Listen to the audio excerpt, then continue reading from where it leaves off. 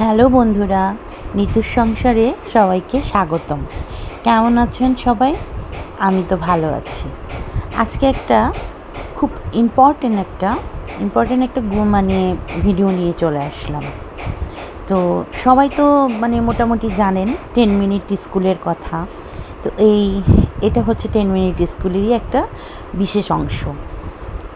আমার মেয়ে গত 2 বছর ধরে 10 মিনিট স্কুলের অনলাইনে ক্লাস করতো। তো হঠাৎ করে তার এসএসসি পরীক্ষা শেষ হয়ে যাওয়ার পরে এখন যারা এসএসসি 2025-এর ব্যাচ অনলাইনে ক্লাস করেছে তাদের জন্য একটা অফলাইনের ক্লাস এবং সবার সাথে সাক্ষাতের একটা বিশেষ দিন ধার্য করা হলো। তো শুক্রবারে ছিল সেই দিনটা। তো মেয়েকে নিয়ে চলে এসেছিলাম যে মগবাজারের, আমার বাসার থেকে মগবাজারের ব্রাঞ্চটা কাছাকাছি।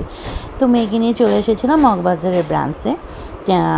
তো এর আগে মেয়ে সকালবেলা 10 মিনিট স্কুলের যে সিইও আরমান সাদিক ওনার আর কি ক্লাস করে অনলাইনে ক্লাস করে বুঝতে পেরেছিল যে সে বিকেলের দিকে, তো ও আর কি বললো যে সকালেরটা যাবে না, বিকেলের ক্লাসটাই করবে, কারণ ওর খুবই ইচ্ছা আরমান সাদিককে কাছ থেকে দেখার জন্য এবং তার কাছ থেকে পড়ার জন্য। তো যাই হোক, ওকে নিয়ে চলে গেছিলাম বিকেল 4টার ব্যাচে। বাসা থেকে 2:30-3টার মধ্যে বের হয়ে গেলাম। বের হয়ে যে তারপর চলে গেলাম মগবাজার ব্রাঞ্চে। সেখানে যে মেয়ে ঢুকে গেল ভিতরে, ক্লাস শুরু হয়ে গেছে, পরিচয় পর্ব চলছে।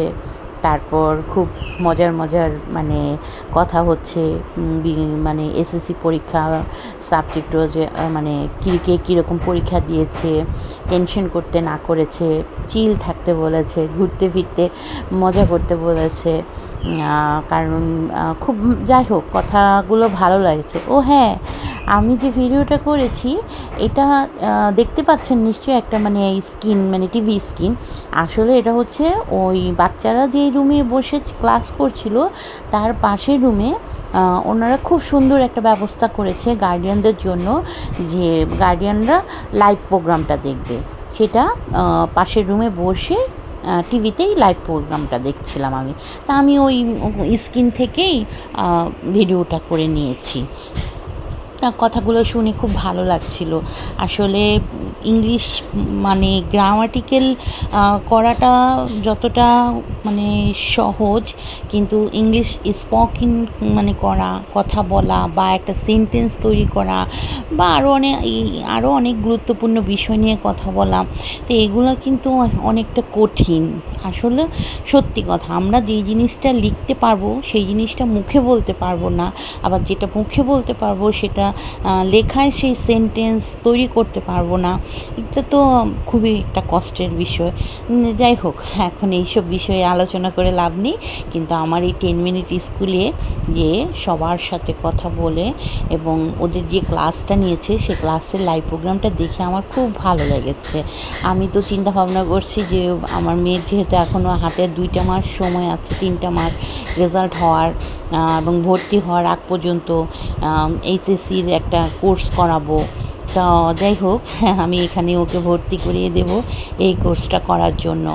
আর ওনারা যে এরকম ফ্র্যাঙ্কলি সুন্দরভাবে পড়াশোনাটা বুঝে গ্রামাটিক্যালগুলো বুঝাচ্ছে, ইংলিশটা বুঝিয়ে দিচ্ছে একদম খেলার ছলে, গল্পের ছলে, ভালো লাগছে, আমার খুব ভালো লাগছে। ধন্যবাদ 10 মিনিট স্কুলের সিইও আরমান সাদিককে। আর আমি অবশ্য একটু ভিডিও করছিলাম দেখে তারা খুব খুশি, আমাকে বলেছিল যে আমার কি ইউটিউব চ্যানেল আছে। তা আমি আবার বললাম যে হ্যাঁ, ছোট্ট একটা চ্যানেল আছে।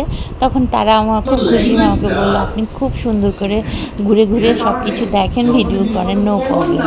থ্যাংক ইউ, এটার জন্য অনেক অনেক থ্যাংক ইউ। এই যে আরমান সাদিক চলে এসেছে, এখন সে ক্লাস দিচ্ছে। আর কি বলবো, আমার ওনাকে খুব ভালো লাগছে, এত সুন্দর করে কথা বলে।